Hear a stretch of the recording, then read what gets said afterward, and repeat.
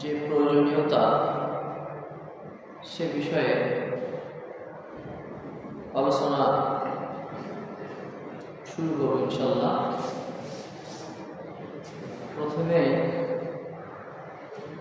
রাসূলের সতর্কতা। আল্লাহ রাব্বুল আলামিন পবিত্র কালামে সূরা মুজাম্মিলের স্পষ্ট আয়াতে বর্ণনা করেছেন, অরাত্তিল কুরআনা তারতিলা, তোমরা থেমে থেমে আস্তে আস্তে সুন্দরভাবে কোরআন তেলাওয়াত করো। এটা আল্লাহ পাকের নির্দেশ। সহিভাবে কোরআন শিক্ষা এটা হলো ফরজ। নামাজ যেরকম ফরজ,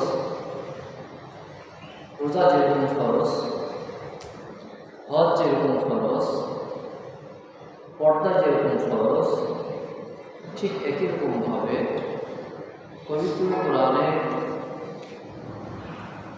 তাজবিদ অর্থাৎ সই শুদ্ধভাবে পড়া এটা হলো ফরজ। এ প্রসঙ্গে আল্লাহ রাসূল সাল্লাল্লাহু আলাইহি ওয়াসাল্লামের সতর্কতা, রুব্বা ক্বারিইন লিল কুরআনি ওয়াল কুরআনু ইয়ালআনুহু, এমন অনেক কোরআন পাঠ রয়েছে যারা কোরআন তেলাওয়াত করে আর কোরআন তাদেরকে অভিশাপ দেয়। এমন অনেক কোরআন পাঠক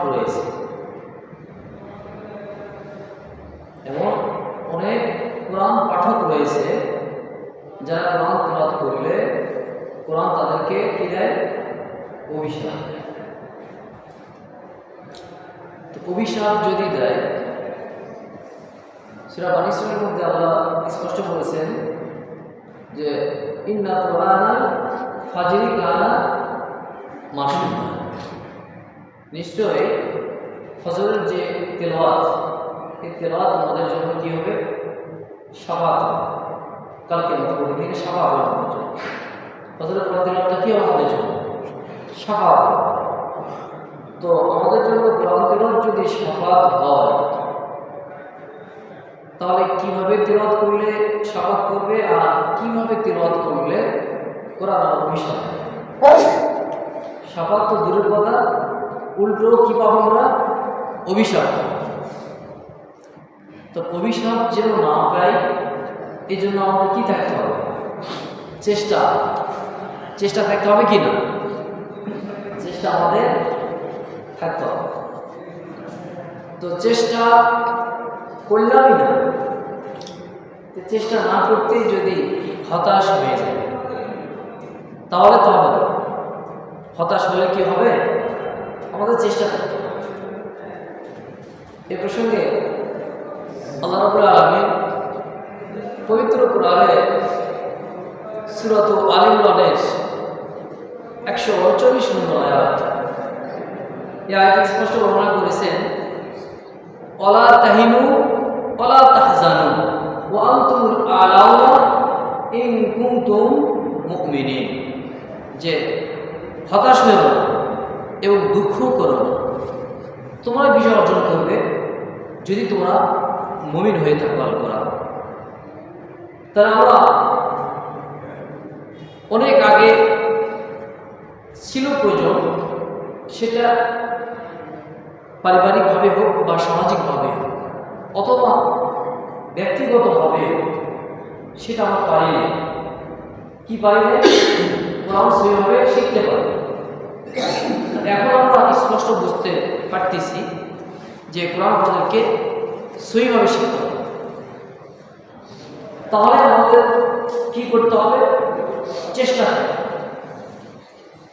চেষ্টা না করে আমরা হতাশ হলে হবে না, দুঃখ করলে হবে। তবে আল্লাহ রাব্বুল আলামিন আরেকটি জায়গায় পবিত্র কোরআনের সূরা আনকাবুতের শেষ আয়াত 69 নম্বর আয়াত, এই আয়াতে স্পষ্ট বলেছেন ওয়াল্লাযীনা জাহাদু ফীনা লাহদিয়ান্নাহুম সুবুলানা ওয়া ইন্নাল্লাহা লামাআল মুহসিনিন। আল্লাহ বলেন যে যদি তোমরা আল্লাহর রাস্তায় চেষ্টার সংগ্রাম করো তাহলে তিনি তোমাদেরকে পথ খুলে দেবে। তো আল্লাহর প্রতি কি করতে হবে? চেষ্টা সংগ্রাম করতে হবে, চেষ্টা সংগ্রাম করতে হবে, তাহলে তিনি আল্লাহ আমাদেরকে পথ কি করে দেবেন? খুলে দেবেন বা সহজ করে দেবেন। এই কোরআন কে অবতীর্ণ করেছে? আল্লাহ অবতীর্ণ করেছে। এই কোরআন কার বাণী? আল্লাহ রাব্বুল আলামিনের মুখের বাণী, নাকি কোনো সন্দেহ আছে? আল্লাহ যেটা বলেছেন সেটা হলো পবিত্র কোরআন। এটা হলো আমাদের জন্য কি গাইডলাইন, এটা আমাদের জন্য গাইডলাইন। তো আল্লাহ মুখের যে কালাম পবিত্র কোরআন, এই কোরআন আমাদের জন্য গাইডলাইন। এই পবিত্র কোরআন আমাদেরকে সহিভাবে শিখতে হবে। ধারাবাহিকভাবে আলোচনা হচ্ছে, গত জুমা বা তার আগের জুমা আলোচনা হয়েছিল যে সর্বশ্রেষ্ঠ যে ইবাদত সেটা হচ্ছে নামাজ। তো নামাজে যে ভঙ্গের কারণ আছে, তার মধ্যে প্রথম যেটা কারণ সেটা হলো নামাজে কোরআন অশুদ্ধ তিলাওয়াত করা। নামাজে কোরআন অশুদ্ধ তিলাওয়াত করা, এটা আলোচনা হয়েছে। আজকে যে আলোচনা হচ্ছে সেটা হলো যে কোরআন আমাদেরকে কি করবে? সাফাত করবে। আবার কি বলা হচ্ছে যে আল্লাহ রাসূল বলেছেন যে অনেক পাঠক রয়েছে যারা কোরআন পাঠ করে, কোরআন উল্টো তাদেরকে কি করে? অভিশাপ। তার কোরআনে যে আমাদের অভিশাপ দিবে, সেই অভিশাপ থেকে আমাদের কি করতে হবে? বাঁচতে হবে। বাঁচতে হলে কি হবে? আমাদেরকে কোরআন সেইভাবে শিখতে হবে। সেইভাবে শিক্ষা এটা কি? এটা হলো কি? আমাদের পথ তো আমি সর্বশ্রেষ্ঠ ইবাদত কোরআন, নামাজ। সর্বশ্রেষ্ঠ ইবাদত কি? নামাজ। নামাজে কি লাগে? কোরআন। অশুদ্ধ হলে নামাজ হচ্ছে না, আর এমনিতে যদি তিলাওয়াত করেন তার কোরআন অভিশাপ দেবে। তার পথ তো দুই দিকেই বন্ধ। আমাদের যদি পথ থাকে দুইটি পথই যদি বন্ধ হয়, কোন পথে আমরা হাঁটব? পথে দুটোই অর্থাৎ উত্তরে সমুদ্র, দক্ষিণে সমুদ্র, পথ আছে পূর্ব আর পথ আছে পশ্চিম। তো দুই পথ যদি বন্ধ হয়, দুই দিকে সমুদ্র আছে, তাহলে আমরা কোন পথে যাব? পথ কি আছে আমাদের? পথ আমাদের না। তো সম্মানিত উপস্থিতি, অবশ্যই লক্ষ্য রাখতে হবে যে বিকল্প কিছুই নাই, চেষ্টা থাকতে হবে, কোনো চেষ্টা থাকতে হবে। তো কেন চেষ্টা থাকতে হবে সংক্ষেপে একটু আলোচনা। যে আসুকুত, এটা হলো বড় কফ। এই সুকুত শব্দের অর্থ হলো পড়ে যাওয়া। আর একটা আছে সুকুত, এই শব্দের অর্থ হলো চুপ করা। সুকুত এটা বড় কফ, এটা অর্থ হলো পড়ে যাওয়া। আর সুকুত এটা অর্থ হলো চুপ করা। তার দুই অর্থ তো এক নাকি? তাহলে যদি সুকুতে যারা সুকুতি বলে দুটোই, তাহলে তো অর্থ কি হয়ে যাচ্ছে? পরিবর্তন হয়ে যাচ্ছে। অর্থ যদি পরিবর্তন হয় তার নামাজ হবে? আচ্ছা, নামাজ হবে না। এরপরে দেখেন আলহামদুলিল্লাহ, অর্থ কি? সমস্ত প্রশংসা সে আল্লাহ তাআলার জন্য। আলহামদুলিল্লাহ।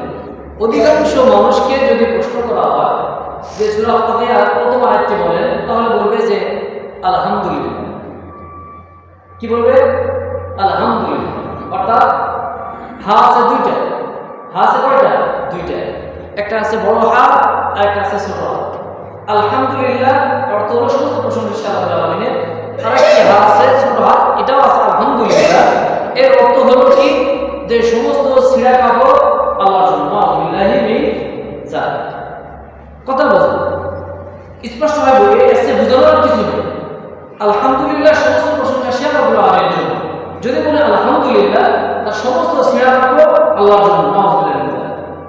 আপনারা বলেন এখন, যেখানে স্পষ্ট বলেছে যে অনেক পাঠক রয়েছে যারা কোরআন পাঠ করে উল্টো কোরআন তাদেরকে অভিশাপ দেয়, লানত করে। তাহলে কি কোনো সন্দেহ আছে? হাতে দুটো আছে নাকি? আমি ভুল বলছি? দুটো হাত আছে কি? দুটো হাত আছে কি না? কথা বলছেন না। দুটো হাত, একটা বড় হাত আছে। কথা বলতে হবে। কথা বললে কি অন্যদের কানে কি বুঝবে? আপনার কথা যদি বলেন অন্যদের গুরুত্ব আসবে। আপনারা চুপ করে থাকবেন, আপনারা বলছেন তাও মাশাআল্লাহ ভালো, চুপ করে থাকবেন, কোনো সমস্যা নেই। কথা বলবেন। কথা যখন আপনারা বলবেন, পাশে যারা আছেন তারা এই গুরুত্বটা বুঝবে, যে আলোচনা হচ্ছে, আলোচনার গুরুত্বটা কি বুঝবে। মেহরবানি করে অবশ্যই কথা বলবেন। তাহলে হাত আছে দুটো, একটা আছে বড় হাত, একটা ছোট হাত। আলহামদুলিল্লাহ অধিকাংশ মানুষ বলি কম। যেমন উদাহরণ, আসসালামু আলাইকুম ওয়া রাহমাতুল্লাহ, আমরা সালাম দিই। অনেক মানুষ আছে আসসালামু আলাইকুম, মানে সালামটা কি নাই, সঠিক নেই। এরকম ভাবে আলহামদুলিল্লাহ অধিকাংশ মানুষ বলে আলহামদুলিল্লাহ, কেমন আছেন, আলহামদুলিল্লাহ। অর্থাৎ হা কিন্তু দুটো, তার অর্থ হচ্ছে কয়টা? দুটো। একটা হচ্ছে সমস্ত প্রশংসা সে রাব্বুল আলামিনের জন্য, সমস্ত শ্রেয়া কাফর আল্লাহর জন্য। নাউযুবিল্লাহ। তাহলে কি হবে? কোরআন অভিশাপ কি করবে না করবে? অভিশাপ। এই জন্য মেহরবানি করে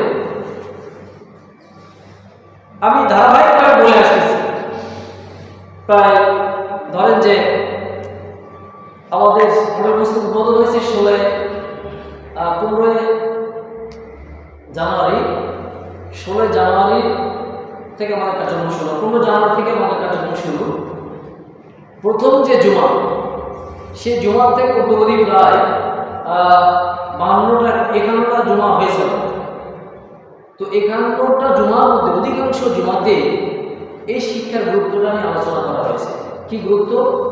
যে সর্বশ্রেষ্ঠ ইবাদত হলো নামাজ, কিন্তু সর্বশ্রেষ্ঠ ইবাদত নামাজ ঠিক আছে, কিন্তু নামাজে 5 শর্ত অবতীর্ণ হয়নি, হজের 5 শর্ত অবতীর্ণ হয়নি, যাকাতের 5 শর্ত অবতীর্ণ হয়নি, পর্দার আয়াত সর্বপ্রথম আয়াত অবতীর্ণ হয়নি। সর্বপ্রথম যে আয়াত অবতীর্ণ হয়েছে সেটা হলো শিক্ষা তাকিদ। ইকরা বিসমি রাব্বিকাল লাযী খলাক, প্রথম করবেন যিনি তোমাকে সৃষ্টি করেছে। তার করব বলে কি? আলহামদুলিল্লাহ বলব না সুকুত করব? তাহলে করতে হবে কি? সঠিকভাবে আমাদের কি করতে হবে? সহিভাবে আমাদের করতে হবে। তাহলে কোরআন আমাদেরকে কি করবে? শাফাত করবে। এবং নামাজ